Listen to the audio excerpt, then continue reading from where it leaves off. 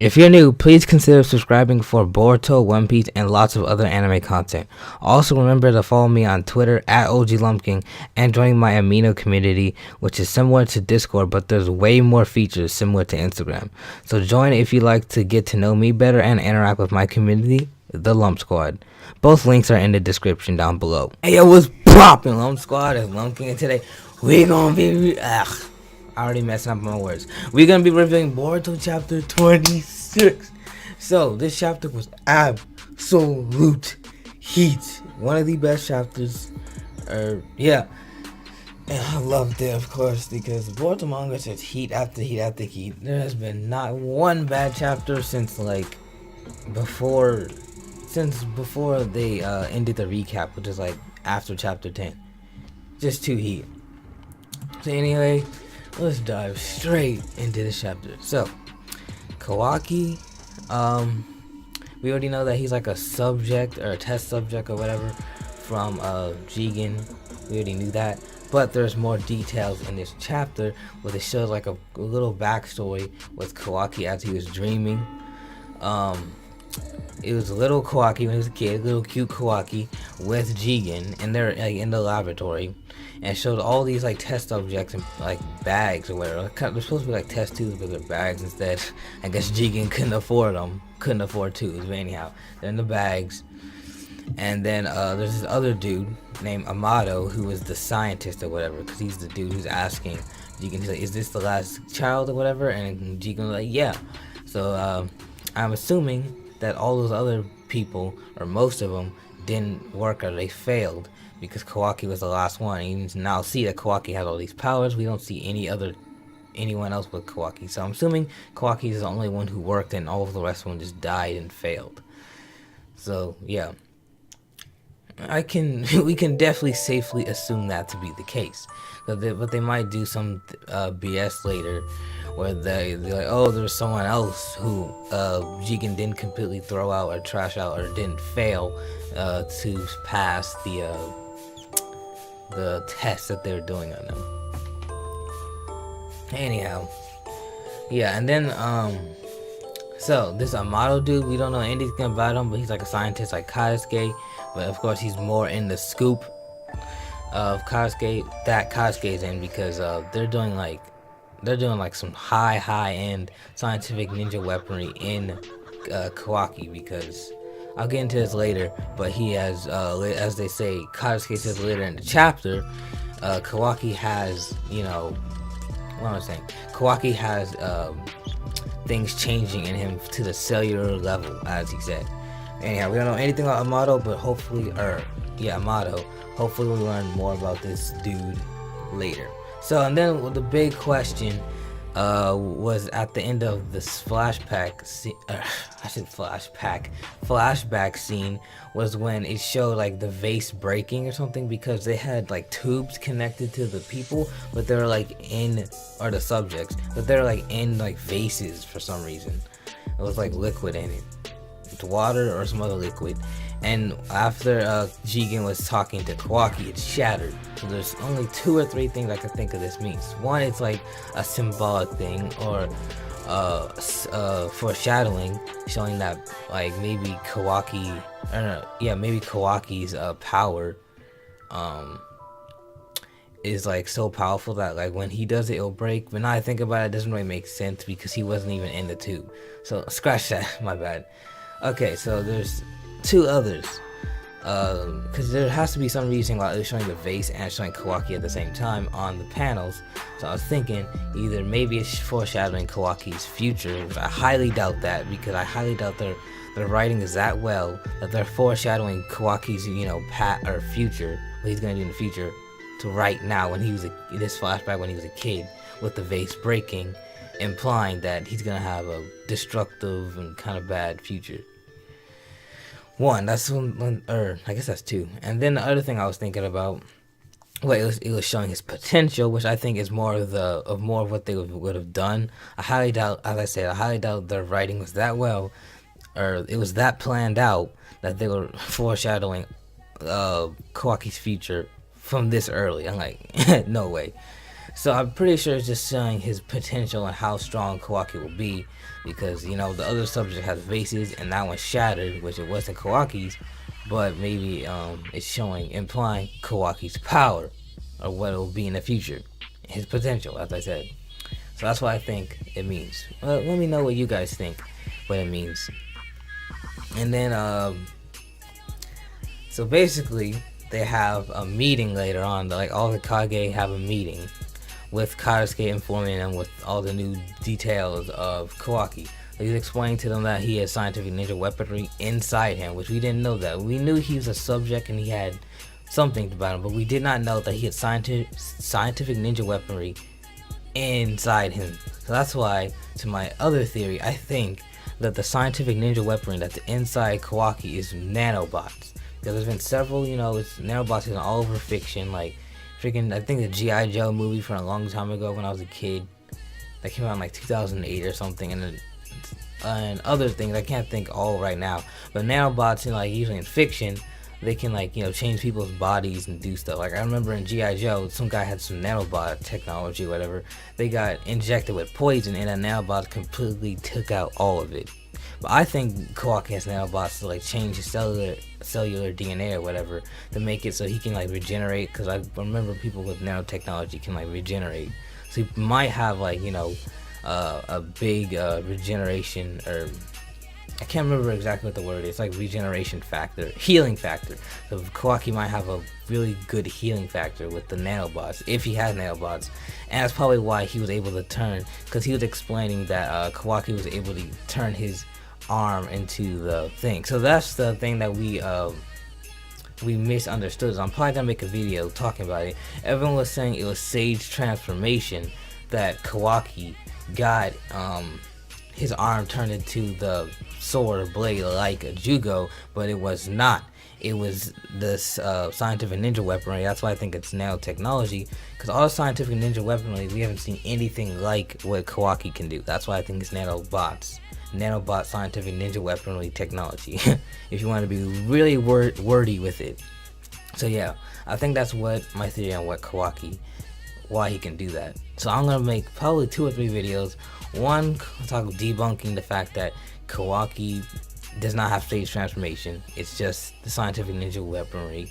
2, something about Jigen, as I'm gonna get into this later. The Jigen is like Hokage level. That's pretty much confirmed. Anyhow, let's move on to next point. It's about, oh yeah, this is the thing that was kind of stupid and it was kind of a plot hole in my opinion. It didn't make any sense. Is when he was explaining karma to all the other Kage, he didn't mention that karma is almost the same exact thing as Momoshiki had, because Momoshiki could absorb ninjutsu or jutsu, chakra, whatever, and then just shoot it back at the person twice as powerful. That's exactly what Kawaki can do. It would have been a very good comparison so people would understand it more, but he didn't mention that. And that's a very obvious observation, and even I, as a regular 17-year-old anime YouTuber, could catch that. So you should be able to catch that too. That was kind of dumb in my opinion how he didn't say that. And also later on, Naruto was like, oh, I didn't understand the karma at all, later in the meeting, as he was talking to Kurotsuchi. But if he friggin' Karasuke was smart enough to make that observation, then he would have explained to or not explained, he would have understood the karma more, which it is a fact that they do not know much about it, but they do know at least that's almost the same thing as Momoshiki's ability of absorbing ninjutsu. And he didn't even say that. He said it can render someone useless or whatever. He didn't say that specifically, which he should have. But anyhow, I'm not getting too petty on that. It's mainly this observation that he didn't make, which I thought was dumb. Anyhow, next point. The karma is okay. Yeah, the karma is finally questioned. So the karma has been a big thing in Boruto. It's one of the big mysteries of Boruto. But they find Daryu was the one to bring it up. But he was asking what what do they not know about, or not, no, he was bringing up karma, but like he wanted to know more about it, and I think he was asking Naruto about it. You know what, hold up a second. Alright, so my other point wasn't the smartest when I was saying that they brought karma, because literally Kasuke was having a whole meeting about it, so duh, of course they brought karma, one.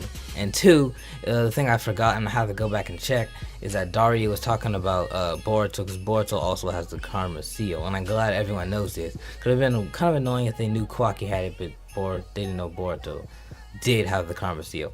So yeah, Daria mentions that to Naruto, but Naruto, and that goes to my other point where Naruto didn't understand it, but Kasuke could have explained it better. Sheesh. And then Kawaki finally has the first glimpse of Naruto's power, you know, the strongest person in the whole series, where, you know, Kawaki just tries to leave. He just dips, tries to escape, and Naruto catches him so fast. We don't know exactly what he did, but we don't really need an explanation. Naruto's super fast. He probably just activated, I can't even speak, karma mode. I really cannot speak. Karama mode, not karma. Karama mode, and just sped up right in front of Kawaki. So that was dope. Love seeing my man's Naruto displaying his power. And Kawaki was like, whoa, okay, this man's a lot stronger than I thought. And then I'll mention later, you know, one of the best parts of the whole chapter. Actually, at least in my opinion, the best part of the whole chapter. I'll get into that later. Then Hinata's character design. This is not that relevant, but I just wanted to talk about it for a little bit. Is that I remember Hinata's character design earlier. It was poor. It was terrible. And most of you guys know what I'm talking about. When we first saw Hinata in the manga, she just looked ugly. Not only did she look like a Barbie doll, but it was like an ugly one. I'm like, ugh. And they completely made her like flat-chested too. She used to have like double D's, and now she's flat. I'm like, come on now. And I want to mention this again, but people might not have seen my point, my reaction, is that freaking someone made a joke that freaking Hinata is flat now because Boruto and Kimiwai sucked out all the milk, and that's why she's freaking flat chested now. That would be really funny. And yeah, whoever said that, props to you. I don't remember who it is, but if you're watching this, comment and give your recognition, or earn your credit, or get your credit. You know what I mean. Anyhow, yeah. So she does look better. She looks cuter and she looks better. Her face looks better than before. Cause I think she got a different haircut. But you know, of course, they have to still take away her chest, which it's not that important. But it kind of ruins. Not ruins. It kind of ruins the character design too, or at least Hinata, because that's one of the things when we think of Hinata, we think of, you know, Kawaii girl, and then we think of that. So I mean, it's not that important, as I said, but that's just taking something away from the character. It's almost like taking Naruto's freaking whiskers away from him, or something like that. Well, it's not that big. Like, whiskers are way more impactful, but still, it's simple. It's similar. And then Kawaki has zero trust for anyone, and it makes perfect sense. So Kawaki displayed this throughout the entire chapter with, you know, trying to escape Naruto, questioning them, like when Shikamaru, Naruto, and Konohamaru were all like interrogating him when he first woke up. He was like, I'm not telling you anything and stuff like that. And when they got home, Kawaki's like, what do you want from me? But it makes perfect sense, which, I mean, this is kind of self-explanatory, but I still wanted to, you know, talk about it, that Kawaki isn't trusting anyone because his tore up past. His past is worse than Sasuke, in my opinion. Sasuke did get his whole family slaughtered in front of him. But Kawaki, actually, I'm not gonna say that. Overall, I think so. Sasuke had one very traumatic, terrible experience, one part, and it did, you know, kind of ruin his childhood. It did ruin his childhood. But Kawaki, his own father, sold him away. He didn't see his father or his family get slaughtered, but his own father sold him away. He's been like a test subject, lab rat thing his entire life, and there's still a lot we don't know about his backstory. So, I, at this point, still think Kawaki's is worse. So, but that's debatable. And then Kawaki finally learns the power of the Hokage, or Naruto in this case. My favorite part of the whole manga chapter when Naruto went Kurama mode, and it was so cool, and was getting mad and frustrated with Kawaki because he's all iffy and not trusting anyone, which makes sense. But still, he was trying to always escape and do all these things, and Naruto's like, "You are not escaping. I'm the Hokage, and I'm going to raise you and look after you and stuff like that." And he's like, "You can try to leave, but I'll just find you." And then Kawaki found out real quick that not to mess with Naruto and that he cannot escape from him. And then this is one of the biggest things in the chapter. The biggest things that I would lead into another video is when he says that he might even be stronger than Jigen. So that, because he feels his chakra obviously, so he can feel his power and all that. So I think he knows. No, I think he knows. I think Jigen is at least Hokage level if he compares him to Jigen. I know there's no way. I can't say there's no way, but I highly doubt that Jigen is more powerful than Naruto and Sasuke. That'd be kind of stupid. I think he's Hokage level. Like, he could probably be on par with most of the Kage except Naruto and Sasuke. Sasuke's not a Kage. You get my point. I think he's Kage level. It's not 100% confirmed, but kind of close. We got some good evidence for it. So yeah. And then another big part, or something that's gonna be bad for the Uzumaki family. Now Kawaki's in the family, which I did not expect Naruto to adopt him until I was spoiled before I saw the chapter. Anyhow, that freaking Boruto gets home, and then they have a whole quarrel and argument because Kawaki accidentally broke the vase when he was trying to escape, when he flipped the table. Dope. I mentioned this in my reaction. When he flipped the table, he did like, it was so dope how he did it. But anyhow, I'm getting off point. I digress. So, yeah, Boruto's getting mad because he broke the vase that Himawari made for Hinata for her birthday. And it makes sense why Boruto's getting mad.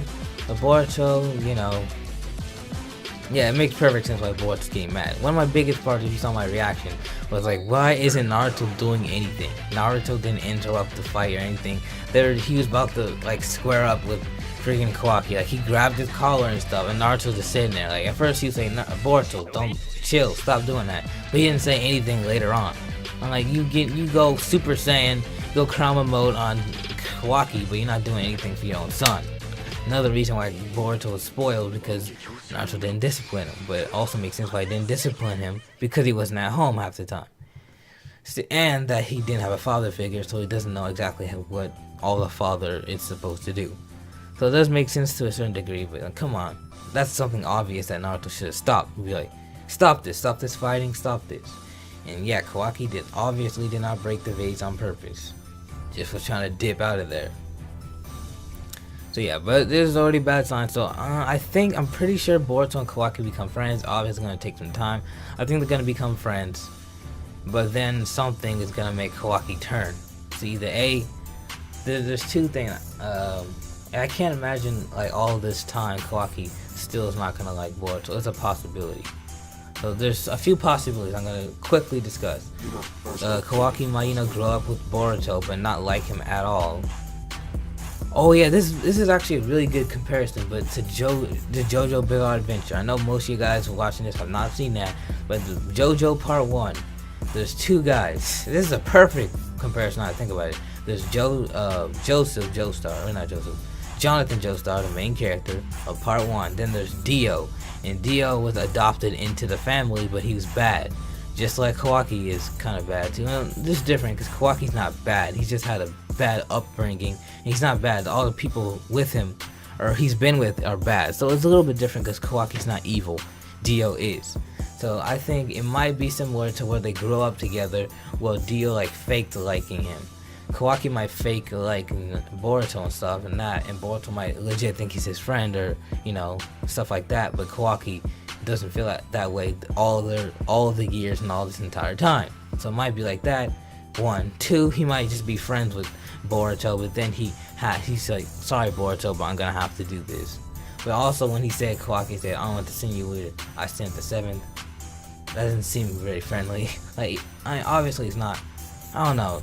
There's several different factors. So I still think they might become friends. And then of course something like either he's still working for the karma, or something else happens where he just decides to destroy a village and go against Boruto. And then yeah, so I don't know. And I do think, yeah, it's very likely, very likely that Kawaki might become a double agent, like Shikamaru said earlier, because he might get in contact with the Kara somehow, which I'm pretty sure he will. There's no way they're gonna go throughout all these years and Kawaki's not gonna have any interaction with the Kara whatsoever. So I don't know, but I mean, it wouldn't really make sense because Kawaki shouldn't want to work for the Kara. Yeah, and I think I just thought of that. Kawaki, why would he want to work with them? He doesn't like them. I don't know. It's still a big mystery why Kawaki does what he does in the future, but I should have saved that till another video instead of trying to talk about it right now. So anyhow, and then one of the best introductions I've ever seen in anime when Kawaki says, "I'm Kawaki, shithead." I'm like, yo, that was so dope. So I know I usually don't, swear, which I try not to. But for that, the introduction was so dope. I kind of just had to say that, bro. His introduction was so dope. I'm like, that's why I love Kawaki, because, he has a bad backstory and all that. Well, that doesn't really matter. So I don't even know what I'm talking about. But anyhow, I really like Kawaki because not only does he look cool, he has sauce. His character design's dope. He's very powerful and strong. I like that. And his character so far is very likable, even though, it makes sense why he's mean and a scumbag, or not scumbag, why he's a dick to everyone. It makes sense. And I really like Kawaki. So yeah, Kawaki is Sasuke, but even more interesting. More saucy. But anyhow,